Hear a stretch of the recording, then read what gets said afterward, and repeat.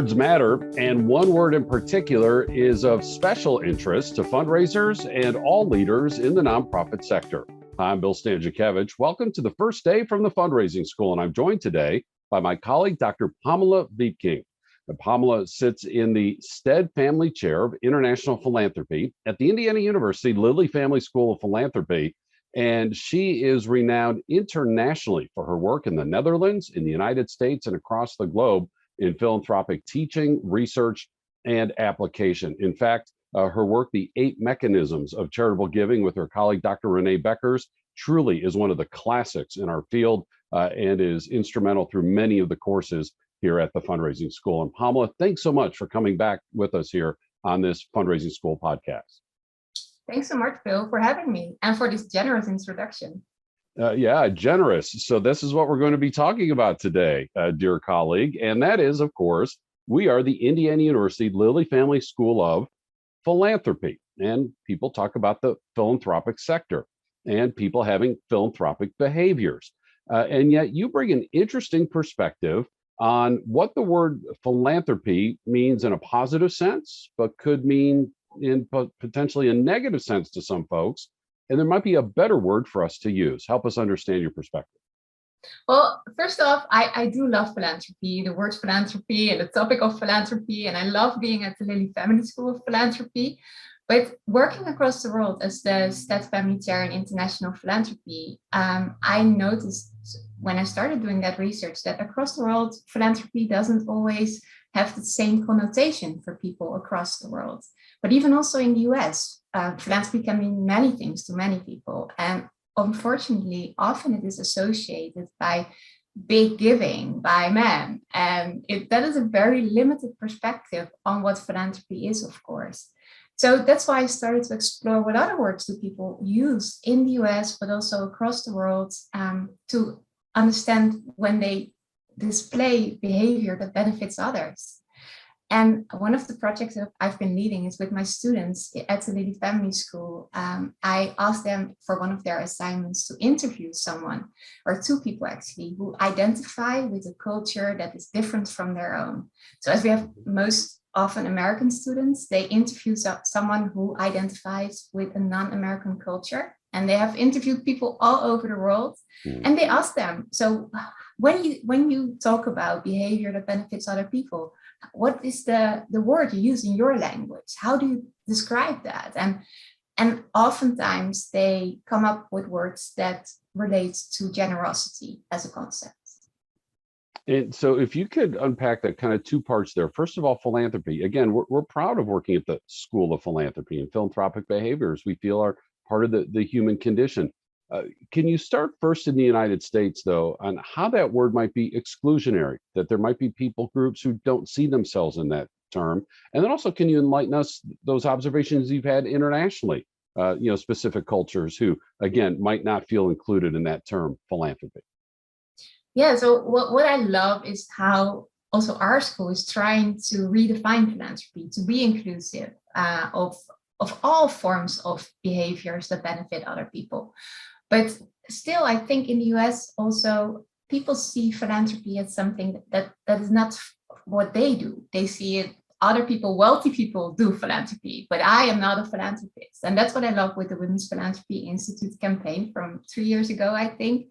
They had the campaign with hashtag I am a philanthropist, where they had a range of women saying that they are philanthropists and explaining why what they did, volunteering, helping others just in their own community or abroad, all was philanthropy. So that I think it's great that we can try to redefine the word philanthropy, but in a lot of countries that is more difficult because philanthropy doesn't exist as a word in those languages, or when it exists, people don't know what it means. Often we find with those interviews, and well, they typically have really strong positive connotations with the word generosity. And one way to define generosity is the way that the Science of Generosity Project does this. And they say generosity is the virtue of giving good things to others freely and abundantly. And I love that definition. I think that is a great one. And so again, with philanthropy, there are folks who could see this as the purview of people who only are wealthy, white, Caucasian, male, maybe dead, right? From back in the day. And therefore, that's not me. It sounds so official and large and formal. And Pamela, when we think about fundraisers, the word philanthropy might mean I'm only going to a certain group of people for charitable donations, and also thinking of charitable donations as the only philanthropic behavior. And there are several, right? Yes, exactly. That was also what I was thinking when comparing terms like fundraisers and philanthropy and generosity and development, is that oftentimes I think fundraising and development are very limited to monetary requests of people, and fundraisers and the development officers or offices, they organize philanthropy. They make sure there's this infrastructure and they create those connections with the donors and the organization. But when you talk about generosity or philanthropy in general, this is more about the behavior of people, of what do we all do? And that definitely includes a lot of forms of helping other people in your own community, mutual aid, volunteering, just helping people you meet on the streets. And that all is part of that generosity behaviors. Can you share that definition of generosity again, please? The virtue of giving good things to others freely and abundantly. Giving good things to others freely and abundantly. So giving good things to others may be a monetary donation, may be through a formal nonprofit, formally organized nonprofit organization, but may not be a dollar amount, a monetary amount, and may not be through a formal organization, correct? Yes, exactly. I have another definition of generosity that I personally often use in my work, and that is that generosity relates to all forms of behavior that people conduct with the intention to benefit others. So it's maybe a little bit more restricted, but I like, as an academic, I like a clear definition that also puts some limits on what it means. Well, people who come to the fundraising school know that we are embedded within the Indiana University Lilly Family School of Philanthropy. And as academics, we do like our definitions, and all of our courses start with definitions, including some of these words that we're using here today. You know, Pamela, on that first definition, you talked about generosity as a virtue. Is this something only that we're born with, or is this something that we can teach, that we can be taught, something that we can develop over time? How does generosity fit into, just candidly speaking, the human condition? This is exactly what my students in comparative civil society in the master course right now are studying. They are studying the evolutionary origins of generosity behavior. So we're going back to where did it all start? And the literature clearly says that it is a human condition. People are inclined to want to help others. And when they're put in the conditions that they're able to do so, they will be inclined to do that, with exceptions, of course. There are certain brain disorders that really don't help for generosity behaviors, but most people do want to do good when they are put in the position to be able to do that. But oftentimes they need to be reminded or asked, or you need to know that there is a need. And that, I think, is part of our culture, not just our culture, the culture worldwide. And that is also what we do in the course. We look at different cultures of generosity behavior, and we read folk tales from different cultures where the stories are so similar across the world through the ages. There have been always like these folk tales and stories about teaching people to do good. So it's not just something you're born with, you can also be taught to do good. And several of our colleagues at the Lilly Family School, including Mark Wilhelm, have studied that. So how, as parents, how can you raise more philanthropic or more generous children? And there are ways to do that, and there are lovely resources about that.